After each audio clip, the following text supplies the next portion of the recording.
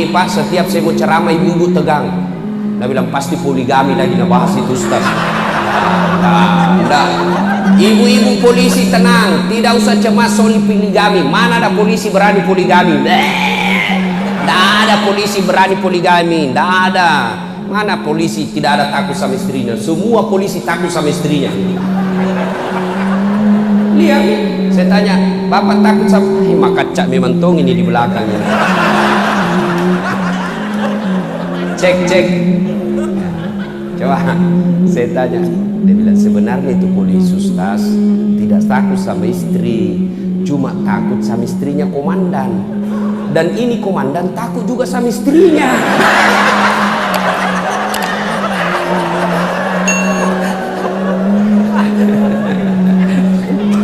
Bercanda ya.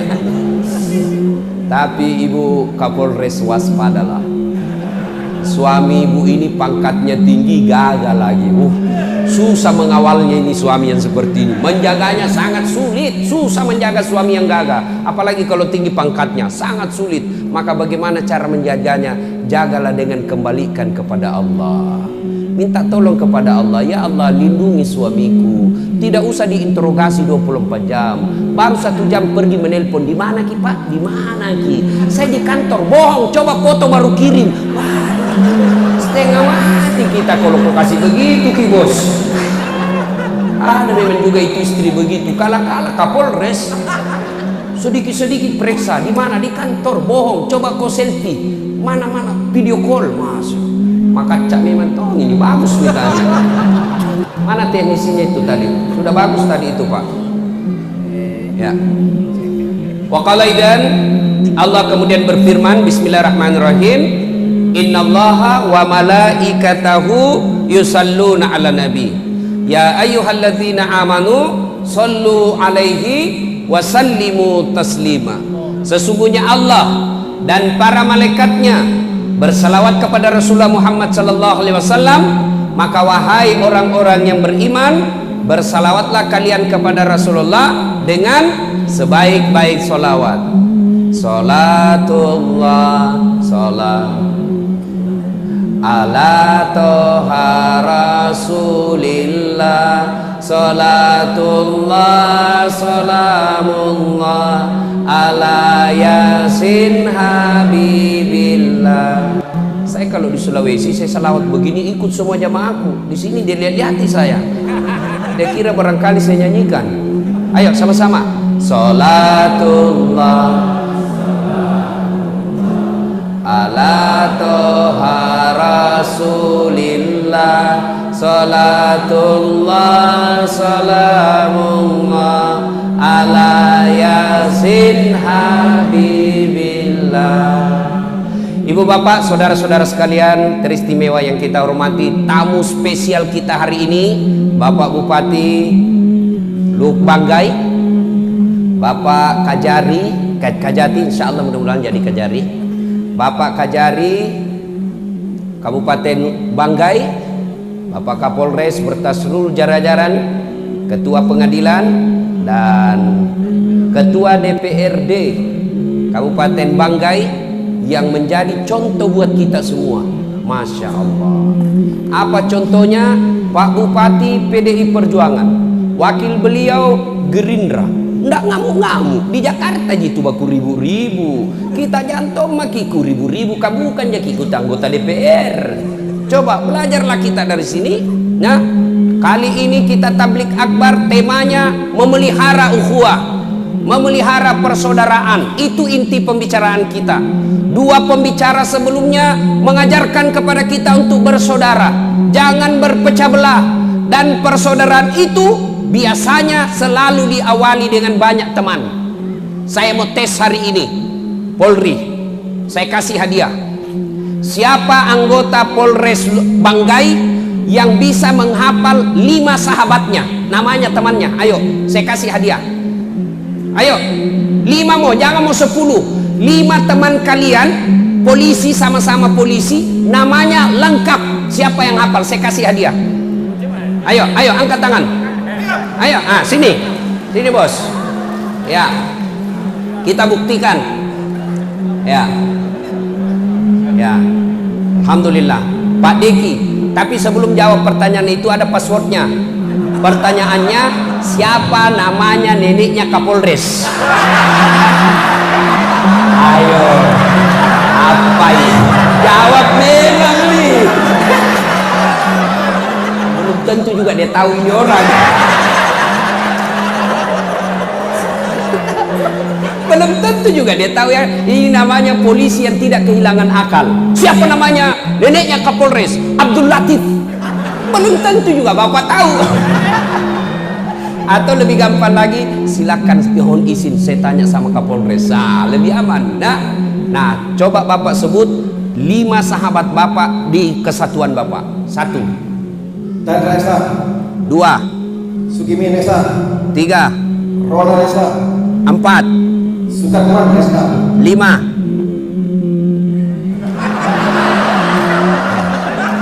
Ayo. Zulkifli Islam. Zulkifli, Pak, itu baru 5, sudah sempat mati akal. Ini bagaimana kita mau mengakui persaudaraan kalau teman kita tidak tahu namanya? Belum lagi kalau saya tanya, Bapak ini yang sudah duduk di samping, sudah baku tahu enggak kenal di samping kiri kanan? Ayo, ini aja dulu yang sederhana. Ini di belakang kita tahu namanya enggak? Kanan kiri tahu enggak namanya? Itu aja dulu yang namanya persaudaraan. Kita sekarang karena medsos berdekatan tapi tidak baku sapa. Dalam Islam jangankan yang begitu, Bapak bilang hoci, Bapak ucapkan alhamdulillahirabbil alamin. Alhamdulillah. Apa jawabannya di samping?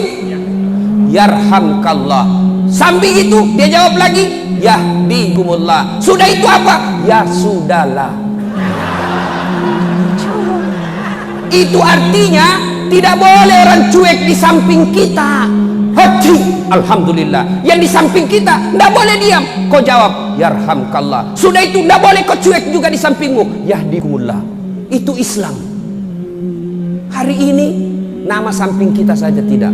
Pak Deki sudah berhasil mengetahui dengan baik nama temannya 5. Oleh karena itu saya kasih hadiah.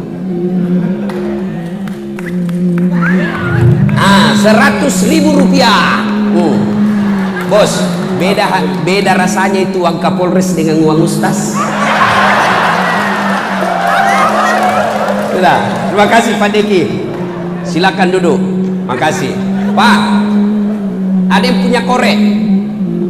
Siapa yang punya korek? Macis. Colok. Ayo, kasih saya. Saya pinjam. Berarti ada perokok di sini. Pak, korek kecil. Tadi saya kasih uang Pak Deki 100.000. Kira-kira kalau saya minta lagi uang dari Pak Deki mari tuangku. Bagaimana perasaannya beliau? Kurang ajar ini Ustaz. Kasih malu saya. Ayo, yang lebih parahnya lagi, uang yang saya ambil tadi itu, ya, nih. Bagaimana perasaan Bapak kalau ini uang saya bakar? Bagaimana? Tega enggak? Takaburnya itu Ustaz. Masa uang 100.000 dia bakar? Sudah lagi dia kasih orang, dia minta lagi baru dia bakar di depannya. Bagaimana perasaan kita? Hancur? Jengkel? Begitulah orang yang memutuskan silaturahmi.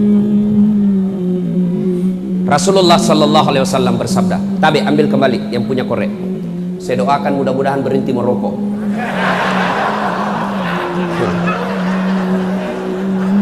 Itu orang perokok Pak, kayak orang belen-belen saya lihat. Coba lihat orang kalau merokok kayak dongok-dongok tuh.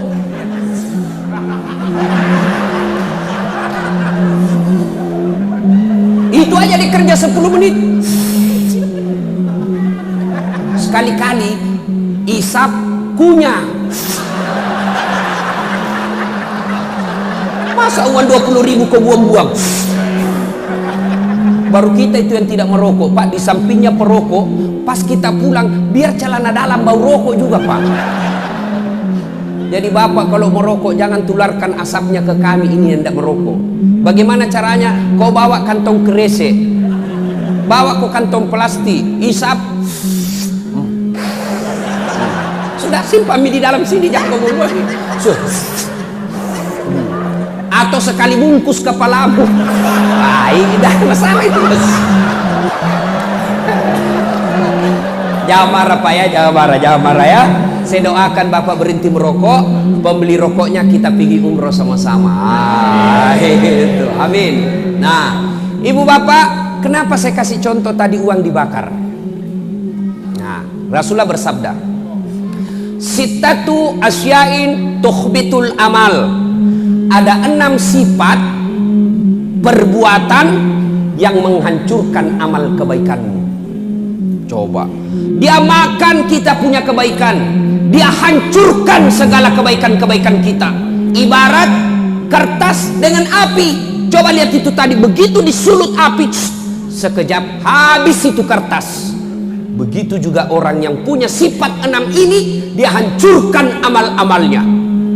Siapa yang sudah haji? Coba angkat tangan. Siapa yang sudah umroh? Siapa? Ini, bapak-bapak sudah puasa semua kan? 30 tahun puasa Ramadan tidak ada lepas. Sholatnya di Masjidil Haram, 1 kali sholat di Masjidil Haram 100.000 kali sholat di sini. Begitu pahalanya, banyaknya luar biasa. Tapi pahala itu semua habis gara-gara 6 sifat ini. Dia makan itu Pak. Apa itu kata Nabi? Yang pertama, al-istighalu bi uyubil khalq. Suka sekali cari jeleknya orang, nah lupa jeleknya dirinya sendiri. Nah ini tukang gosip. Penyakitnya ibu-ibu di belakang. Apalagi kalau dia asrama, semua mau nagosip. Lewat tetangganya langsung dia, ku tahu gitu nak pakai jilbab, kenapa kak keriting rambutnya? Sudah, orang pakai jilbab dia celah Pak. Sudah, lewat lagi yang satu, enggak serasi kudungnya, iyo kayak umbul-umbul. 2 sudah dia celah, lewat lagi orang pakai gelang emas, palsu. Kenapa kau tahu? Melengke itu hitam-hitam di gelangnya. Lewat lagi yang satu pakai lipstik, palsu lipstiknya. Kenapa kau tahu? Melengke di giginya. Semua dia celah.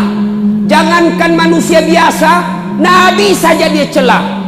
Menurut Anda, bagaimana pendapatmu tentang Nabi Yusuf? Dia celah juga itu Nabi Yusuf. Ya, sebenarnya baik, cuma sayang hampir tergoda sama Suleha.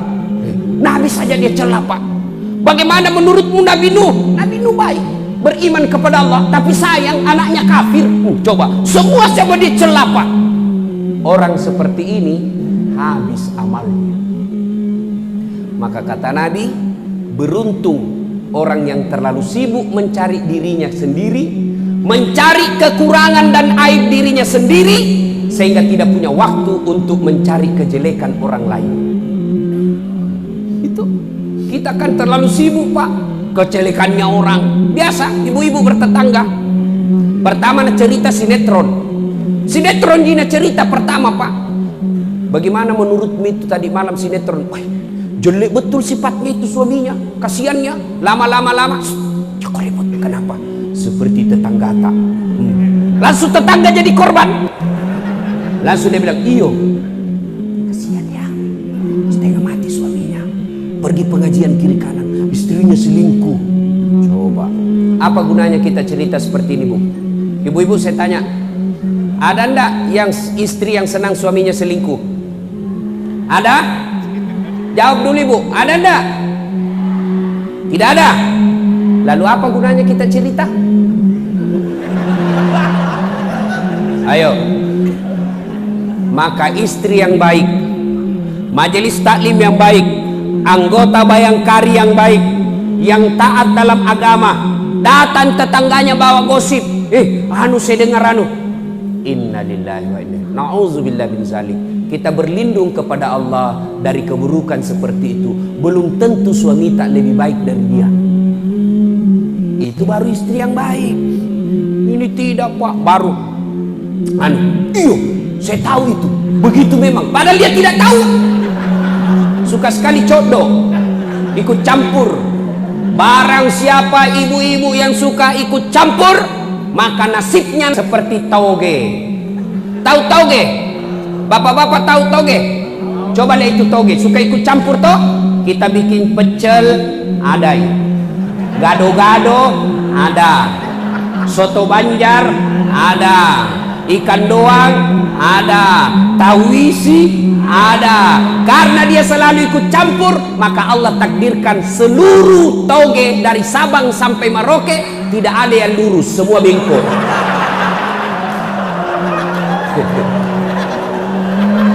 Maka kalau ada ibu-ibu Bayangkari di komplek, pagi-pagi gosip, teriaki saja.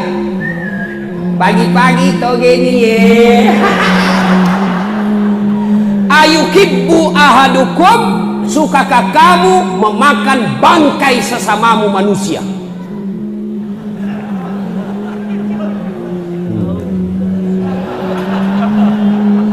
Apa gunanya kita sebar jeleknya orang? Bapak kenal saya? Kenal saya dari mana? Dari YouTube Ustaz. Kenal saya dari mana? Dari Facebook. Kenal dari mana? Dari filer-filer Instagram. Apa yang saya cerita kejelekan orang? Saya dikenal orang bukan karena cerita aibnya orang. Saya dikenal orang kenapa? Karena menyebarkan kebaikan, bukan menyebarkan kebencian. Maka bodoh orang yang suka menyebarkan kebencian, apalagi berita-berita bohong. Jangankan berita bohong, berita benar saja dilarang disebarkan apabila itu ada kehancuran di dalamnya. Saya ulang, jangankan berita bohong, berita benar dilarang dalam Islam kalau itu disebarkan, kalau hanya menghancurkan perdamaian. Inilah yang menyebabkan sehingga muncul pepatah yang mengatakan likulli makam makal walikulli makal makam. Setiap tempat ada ucapan yang cocok dan setiap ucapan ada yang tempat cocok untuk ucapan itu. Maka tidak semua berita Pak harus kita sebarkan meskipun itu ada kebenarannya. Kenapa? Kalau kita pikir bahaya. Kenapa? Ribut orang di luar ini kalau disebarkan ini berita. Meskipun benar, tapi kalau ribut ini orang, jangan nih, lebih saya simpan ini berita, jangan saya sebarkan. Itu yang disebut pertimbangan kemaslahatan. Maka bapak-bapak hati-hati gunakan medsos. Begitu terima broadcast, baca lihat dulu siapa yang sebarkan. Kalau tidak ada sumbernya, jangan sebarkan, pasti bohong.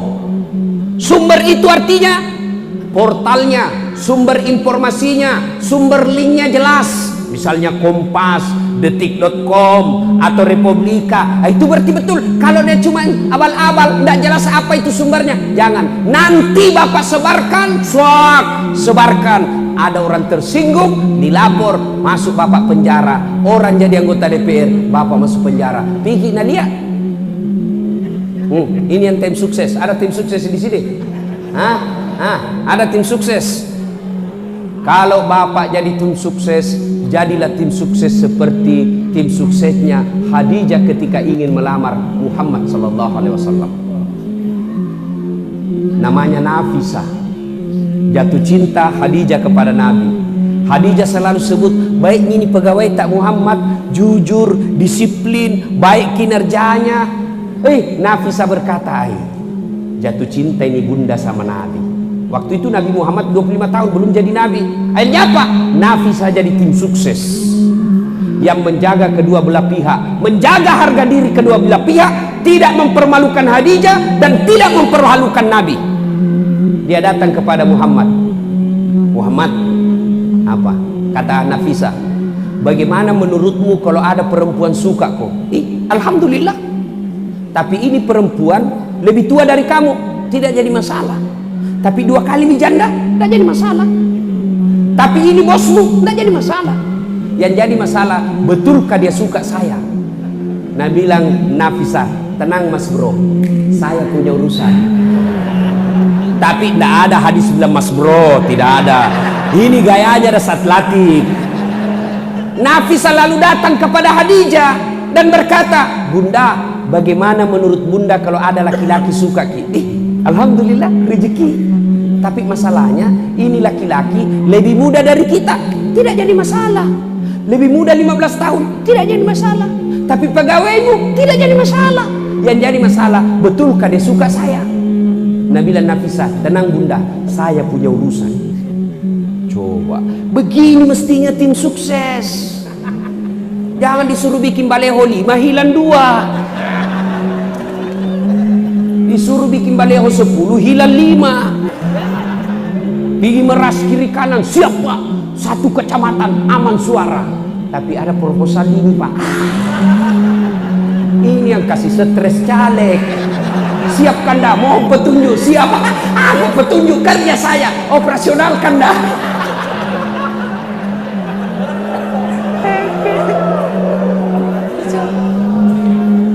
Pak, jangan memeras caleg. Caleg, jangan bodoh-bodohi rakyat. Sudahlah. Kenapa negara kita hancur ini pak? Jangan salahkan anggota DPR saja, jangan salahkan penegak hukum saja, jangan pengapakan legislatif dan eksekutif saja. Kita ikut salah. Bapak diajak sosialisasi, ayo kami akan menyampaikan visi misi kenapa kami maju anggota DPR. Tapi apa yang langsung bapak bilang? Ada jitu ongkosnya, ada jianunya, pembeli rokoknya. Bapak juga rusak otaknya. Ayo, kalau mau negara baik, ayo hilangkan money politik. Anggota DPR jangan sogok rakyat, rakyat jangan mau disogok. Angkat negara kita pak. Tidak usah demo kiri kanan, tidak usah protes kiri kanan. Mulai dari diri sendiri, abdi binafsi. Mulailah dari diri kita. Kita marah kalau kita lihat pejabat korup. Bagaimana mereka tidak korup? Mau jadi pejabat saja beli partai berapa miliar. Dan itu dari mana? Bapak sendiri yang minta disogok. Sogok 300.000 untuk nyoblos, bapak masuk neraka. Yang disogok dan menyogok sama-sama masuk neraka. Saya tidak disogok Ustaz, saya kasih ketemu sama.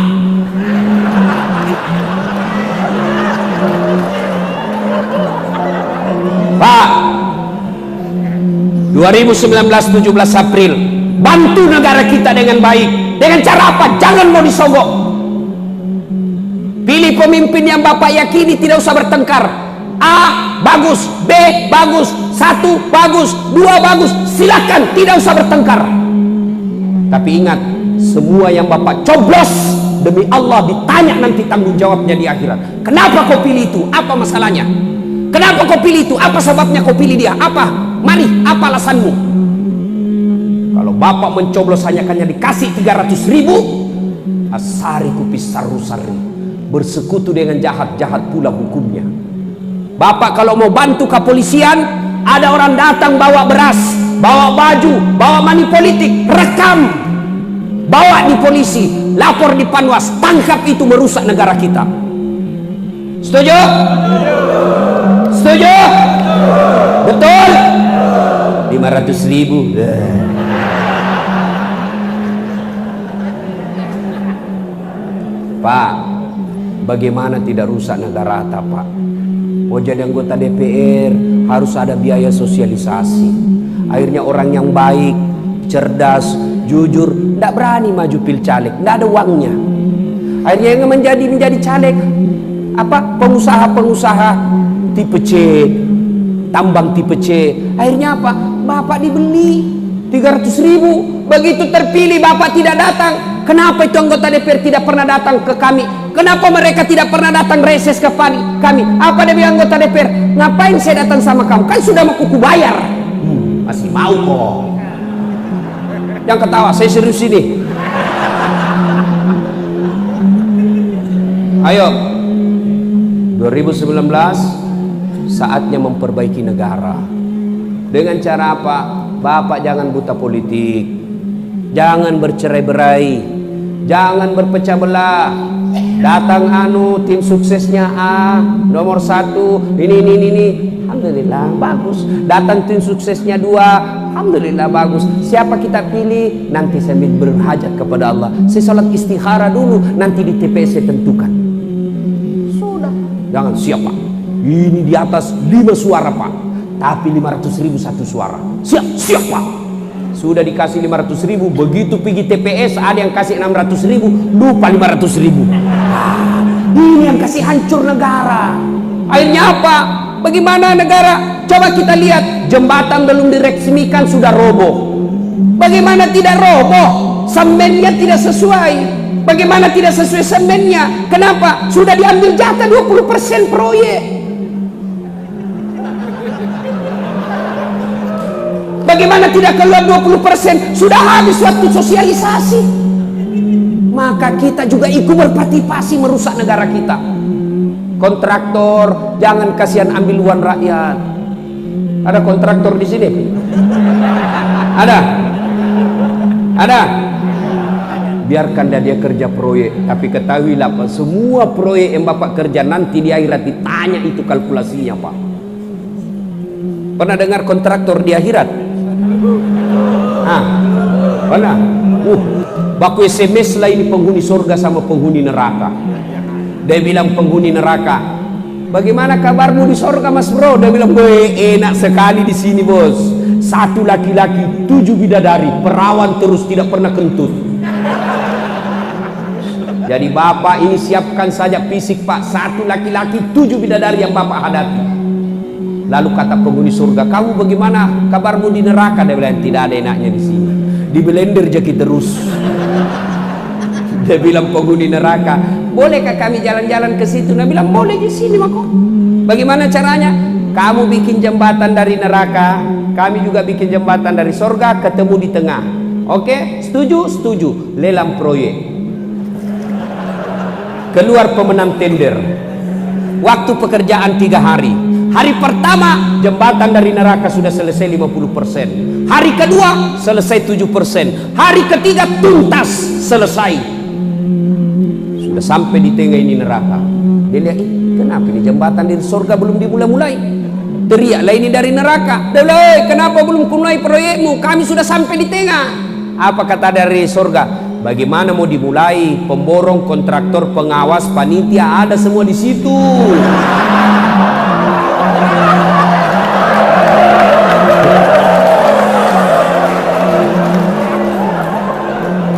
Di sini kasihan hanya ada di sini penghafal Quran sama imam.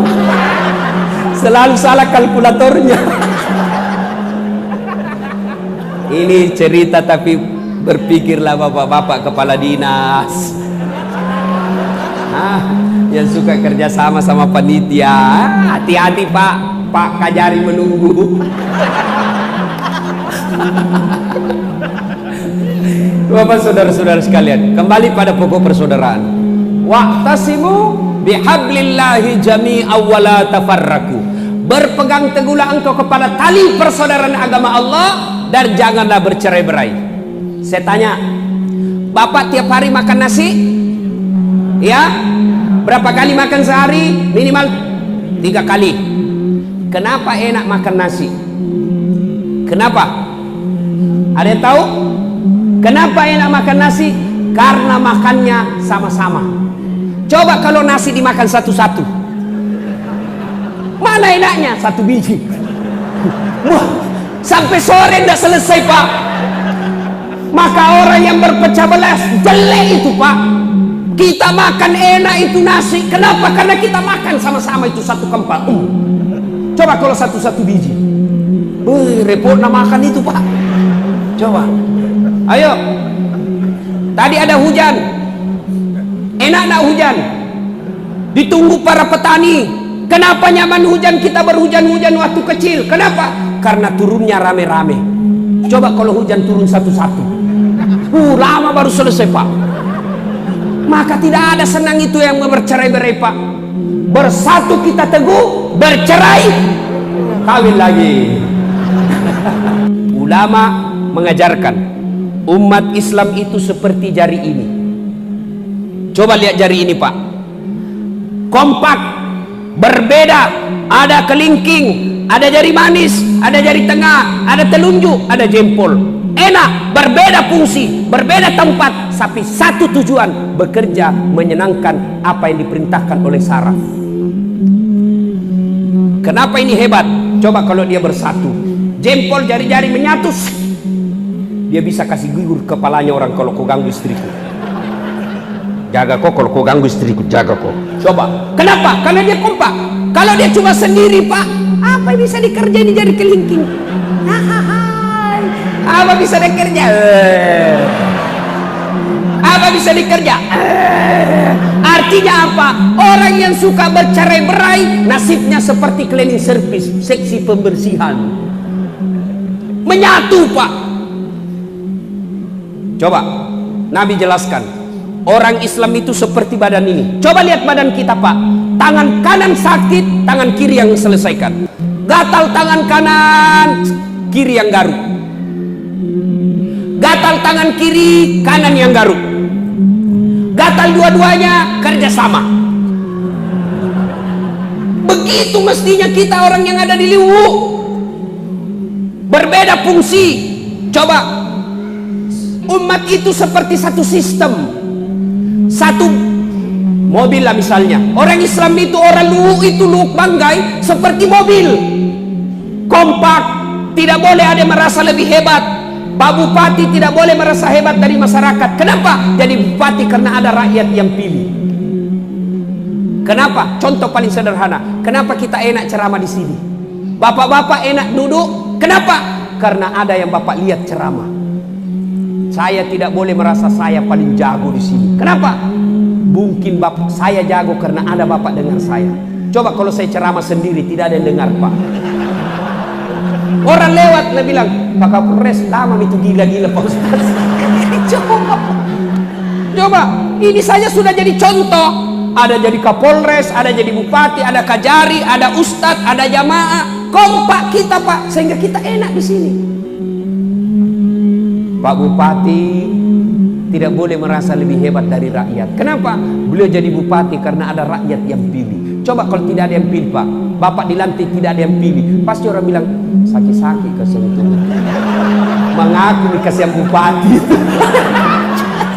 Coba ini, itu enaknya persaudaraan, Pak. Rakyat juga tidak boleh sewenang-wenang sama bupati. Kenapa? Bapak bisa tenang begini karena ada bupati yang memimpin kita. Coba kalau tidak ada bupati di sini, bertengkar semua orang mau jadi bupati, baku tembak. Itulah enaknya. Contoh mobil, tidak boleh ada merasa lebih hebat dari yang lain. Ban, nah bilang ban, saya paling hebat di sini. Kalau tidak ada ini ban, tidak bisa jalan ini mobil. Tersinggung rem. Nah bilang, bajiki bos, jalan mako pale, tidak pakai rem. Apa? Bapak Kapolres mau naik mobil tidak ada remnya? Mercy, Pak, mercy. Bapak naik tidak ada remnya, mana mau, Pak? Tersinggung bensin. Nah bilang, kau saja yang hebat, ban, kau hanya yang hebat rem, saya juga berharga. Kalau tidak ada bensin, mana mobil bisa jalan? Bisa kalau disuruh dorong sama Kapolsek. Kapolres di atas, Kapolsek mendorong. Nggak enak, Pak. Ayo, itu makanya tidak boleh merasa lebih hebat. Di sini Luwu Banggai, ada jadi bupati, ada jadi Kapolres, ada jadi dandim, ada jadi anggota DPR, ada jadi nelayan, ada jadi pengusaha, ada rakyat biasa, jadi guru, ada PNS. Berbeda fungsi, satu tujuan, mengangkat citra dan martabat kabupaten kita. Kalau orang Luwu Banggai ribut, kalau orang Banggai ribut, siapa yang rugi? Misal nih, ribut nih, nanti gara-gara pilpres, ribut membakar kiri kanan. Siapa yang ribut? Siapa yang rugi? Siapa? Siapa? Orang Pinrang? Orang Jawa Timur? Tidak. Siapa yang rugi? Orang Luwu Banggai. Maka kita punya kewajiban menjaga kerukunan ini. Kenapa? Karena kalau ribut kita sendiri yang rugi. Contoh lagi ya, pentingnya persaudaraan.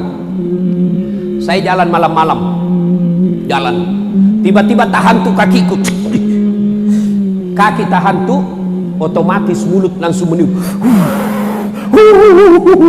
Cari sambil ambil handphone, ke sini.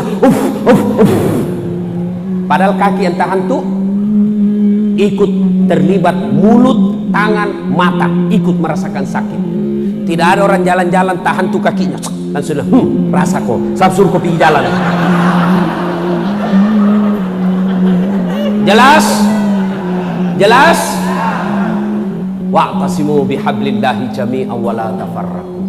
Berpegang teguhlah kalian kepada tali persaudaraan agama Allah, janganlah engkau bercerai-berai. Satu, yang menghancurkan amal kebaikan kita, al-istighalu biuyubil khalq. Suka sekali cerita kejelekan orang, dia lupa kejelekan dirinya sendiri, dan inilah sumber terjadinya perpecahan. Nabi suatu ketika dia tanya sahabat, "Atadriuna manil muflis?" Saudara-saudara sekalian, tahu tidak siapa yang bangkrut kelak di akhirat? Bangkrut. Macam-macam jawaban sahabat. Yang tidak sholat ya Rasul? Tidak, dia sholat. Yang tidak puasa ya Rasul? Dia puasa. Yang tidak haji padahal mampu, dia haji. Kalau begitu siapa ya Rasul? Nabi menjelaskan, jarusu wa khati'ur rahim, tetangga yang jahat sama tetangganya dan yang memutuskan persaudaraan. Wih, kaget semua sahabat. Wih, kenapa bisa bangkrut? Nah, dia sholat, dia puasa, dia haji, dia zakat, kok bisa bangkrut ya Rasul? Nabi menjelaskan, betul, hubungannya kepada Allah baik, tapi hubungannya kepada sesama manusia hancur.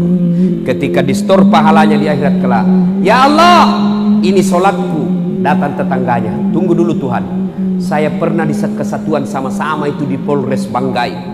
Nah, fitnah saya, katanya mobilku hasil korupsi, gara-gara fitnahnya 5 tahun ditunggak pangkatku, saya dikasih pindah ke pulau. Saya minta keadilan hari ini. Allah berfirman, kalau begitu ambil sholatnya ini yang pernah fitnah kamu. Habis sholat, dia setor lagi puasanya. Ya Allah, ini puasaku. Datang lagi tetangganya, tunggu dulu, saya pernah tetangga itu. Dia serobot itu pagarku, dia ambil tanahku 1 jengkal. Gara-gara dia polisi, saya tidak bisa melawan. Setiap saya mau lapor, kelihatan tembaknya, mundur lagi saya.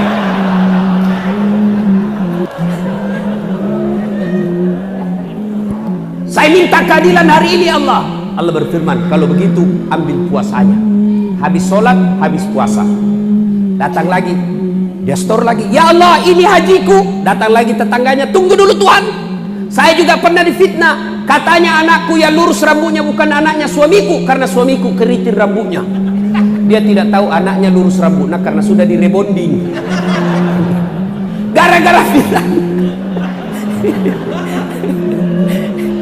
Gara-gara fitnahnya saya tinggalkan kampung. Allah berfirman, ya sudah, ambil hajinya.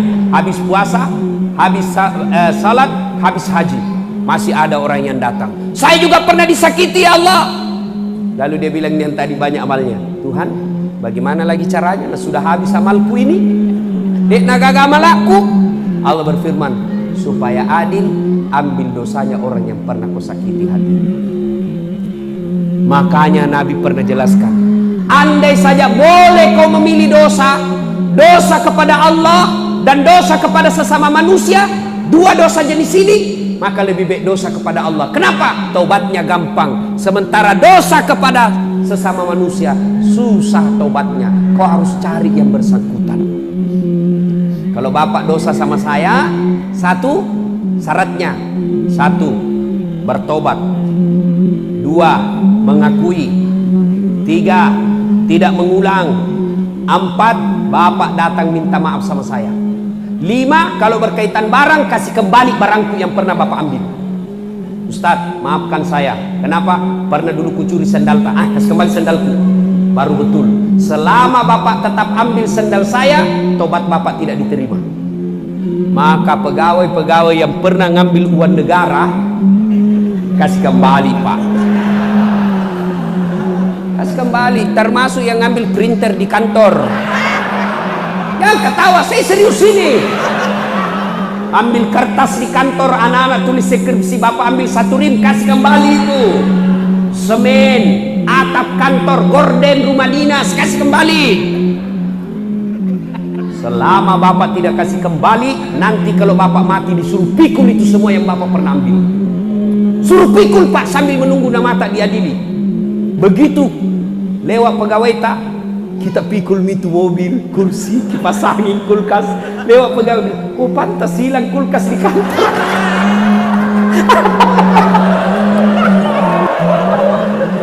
Masolak pecilaka. Makanya kasih kembali pak. Ini bahayanya dosa memutuskan persaudaraan. Bapak saudara-saudara sekalian, yang kedua, karena waktu terbatas, yang menghancurkan amal kebaikan kita, kata Nabi, hubbud dunia, terlalu cinta kepada dunia. menghalalkan segala cara untuk dapat jabatan, itu cinta dunia. Jadi Kapolres salah, oh boleh Pak, orang Islam jadi Kapolres kok semua, jadi Kapolda semua, jadi Bintek semua, silakan. Anggota DPR jadi semua ambil jabatan itu. Tapi yang dilarang adalah menghalalkan segala cara untuk dapat jabatan itu. Anggota kepolisian, Bapak mau jadi Kapolsek, tidak usah cari muka sama Kapolres. Bapak sudah punya muka. Ada juga itu cari mukanya sama Kapol komandannya, keterlaluan juga. Siap Pak, siap, siap Pak, siap, siap. Zaman jahiliyah itu bos. Sudah biasa saja. Apalagi Kapolres kita ini Pak, namanya sudah Soleh, Muhammad Soleh, tidak mungkin salah-salah Pak. Jangan tidak usah Bapak keterlaluan lah cari. Siap Pak, iya Pak. Cemen lumen. Sudah. PNS tidak usah cari muka sama Pak Bupati. Bapak sudah punya muka. Ini juga ada PNS, mau kepala dinas batina cari menjilat. Biar ada anaknya di situ, ada istrinya, kayak tidak punya harga diri. Iya Pak. Malu dong sama istri dan anak di depan kita kayak tidak punya harga diri. Bapak sebagai kepala rumah tangga, tampilkan Bapak punya wibawa meskipun depan bupati. Saudara, siapa? Saya kasih contoh. Contoh. Pak, kalau saya bersandar di sini, begitu saya hilang ini sandaran, saya jatuh atau tidak? Jatuh. Saya sandar di dinding jatuh atau tidak? Jatuh. Semua makhluk yang bersandar kepada dunia pasti jatuh. Tapi kalau Bapak bersandar ke Polres, Kapolres pindah, Bapak jatuh. Bersandar sama Bupati hilang jabatannya, Bapak jatuh. Bersandar sama Kajari pindah mutasi 2 tahun, hilang lagi sandaran kita. Tapi Bapak bersandar kepada Allah, Allah tidak pernah hilang dan Allah abadi selama-lamanya. Coba, Bapak boleh jabatan, hubbud dunia, cinta dunia boleh. Tapi yang dilarang Allah terlalu.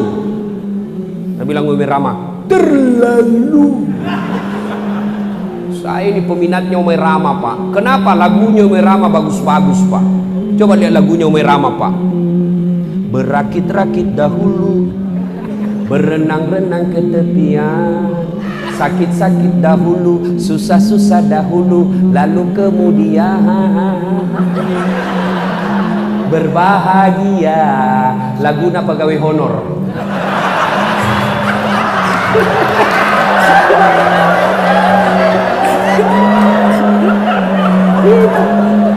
Lagunya Merama itu Pak dakwah.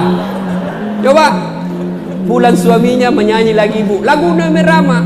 Bila kamu di sisiku, hati rasa satu. Mengapa minuman itu haram? Karena merusak kepikiran. Mengapa berjudi juga haram? Karena itu cara binatang. Mengapa semua yang asik-asik itu diharamkan? Mengapa semua yang enak-enak juga diharamkan? Jawabannya,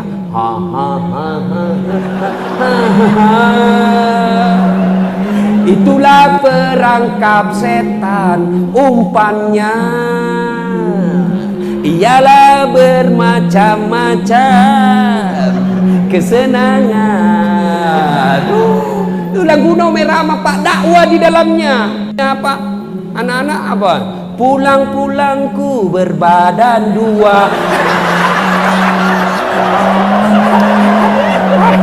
Hancur Pak.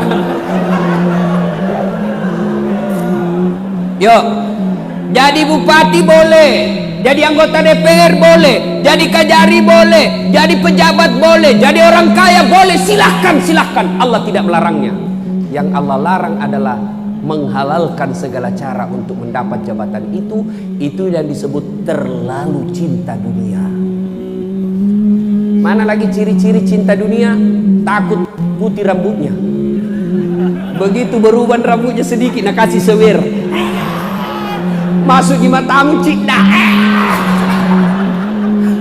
Kenapakah kalau kita tua? Memang sudah sunnatullah. Umur 60 masa mau nampak seperti anak TK? Kelainan itu, Pak. Memang sudah sunnatullah itu.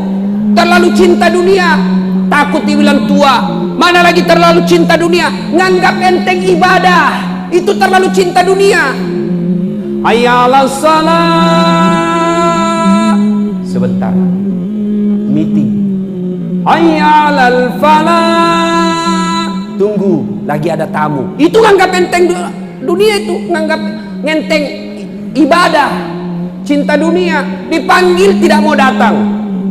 Coba saya kasih contoh. Pak Kapolres, ada ajudan Pak Kapolres? Ajudan pasti ya. Semua Kapolres ada ajudannya. Jangankan Kapolres, Kapolsek ada ajudannya, Pak. Jangankan Kapolsek, ketua RT ada tuh ajudannya. Coba Hansip ada ajudannya, Pak. Coba kalau Kapolres panggil ajudan. Ajudan, siap. Biar lagi pegang jalan kote. Lagi dah pegang nih. Ajudan, siap Pak, perintah. Langsung dah bukan jalan kote nah. Siap Pak, perintah. Nah bilang Kapolres, kasih habis dulu itu dalam mulut. Siap, perintah.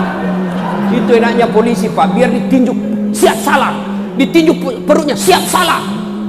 Siap salah. Coba, semua komandan ada ajudannya. Begitu komandan panggil, ajudan, langsung lari, siap, perintah. Biar lagi tidur-tidur, Pak, langsung bangkit. Pernah kira-kira Pak Kapolres panggil ajudan, ajudan, tunggu dulu Pak, orang sibuk. Mana berani bilang mah kau disuruh kau pusat di situ nggak Belanda. Mana ada Pak? Padahal Kapolres ada mutasinya, Kapolres ada pensiunnya. Tapi begitu takutnya kita sama Kapolres kita. Tapi begitu Allah yang panggil kita, hayya 'alas shalah, apa kita bilang? Tunggu, lagi meeting. Kita Tuhannya suruh menunggu. Bagus kalau dia datang, Pak. Dari pagi sampai malam tidak datang-datang. Apa namanya kalau bukan kurang ajar? Coba, itu namanya cinta dunia. Yang ketiga, yang merusak amal, qillatul haya, kurang rasa malu. Saya tanya, Pak, kalau Bapak sholat cuma pakai celana dalam, tidak pakai baju, sah tidak sholatnya? Sah tidak? Sah? Tidak. Kenapa? Salah satu syarat sahnya sholat menutup aurat. Menutup aurat, aplikasinya, pelaksanaannya dalam kehidupan sehari-hari adalah orang yang baik sholatnya, tinggi rasa malunya. Malu dong. Sudah dijanji oleh rakyat tapi tidak pernah datangi rakyat. Malu dong.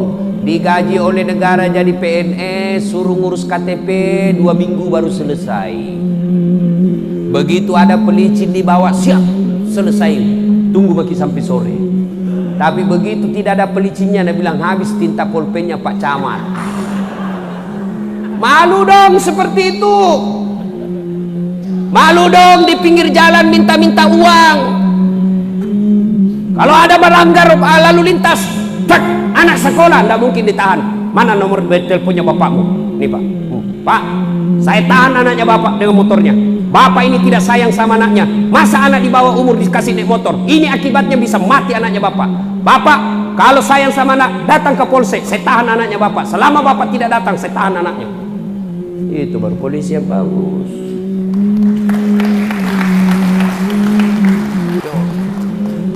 Jadi jaksa, malu dong. Sudah punya pangkat banyak, mau disogok sama pengusaha, bilang sama dia, berapa uangmu? Kau bisa beli harga diriku? Keluar kau di situ, kurang ngajar kau. tambah pasalmu. Malu dong jadi ustadz, malu dong memecah belah umat. Ada juga ustadz sekarang seolah-olah hanya dia yang benar, ceramahnya kasih takut-takut orang. Ada juga itu Pak, ceramah sedikit-sedikit neraka. Nenekmu punya neraka.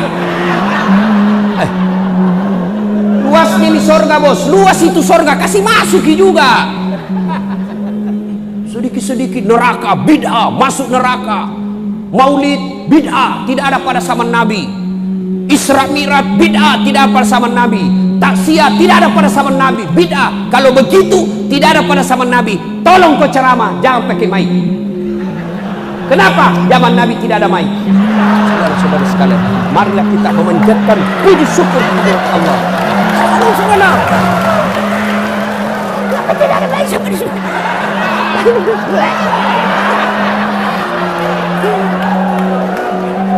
juga ustaz Pak, ada juga itu ustaz Pak, baru 3 bulan belajar agama, itu pun melalui YouTube. Nah, kasih salah semua orang Pak. Ya mau bos, janji sedikit-sedikit bikin ceramah, judulnya bikin takut. 140 kesalahan orang yang sholat. 140, nah rukunnya saja cuma 13. Bagaimana caranya bos? Ada juga itu penceramah begitu, hanya dia mau masuk surga. Sampai saya Pak Kapolres ribut saya di Facebook, kira-kira 5 bulan yang lalu saya ribut di Facebook saya. Kenapa? Ada anak muda dia maki-maki saya, ini Ustaz dasar bicara sunnah lalu dia tidak sunnah. Saya bilang, kenapa kau tuduh saya tidak sunnah? Kau tidak pelihara jenggot. Saya bilang, mau diapa kalau tidak mau tumbuh?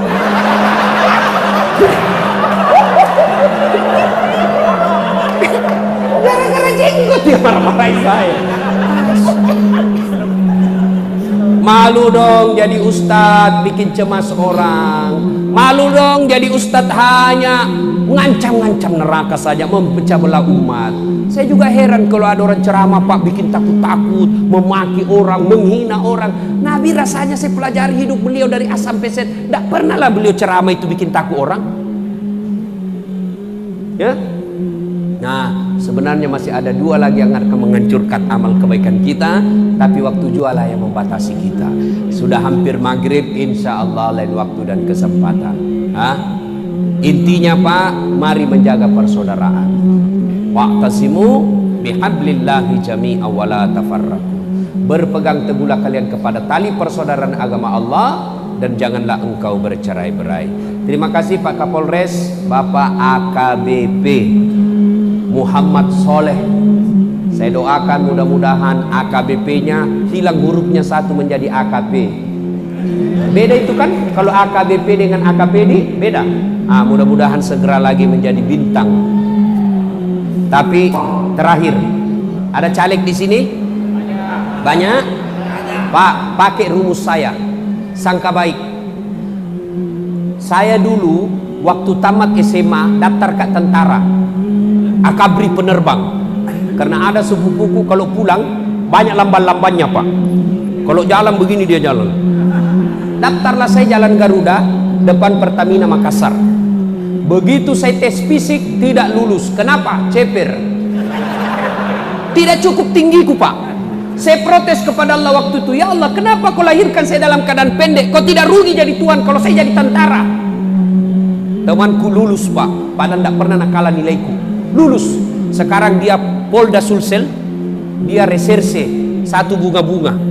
Reserse pakai baret merah, saya pakai baret putih.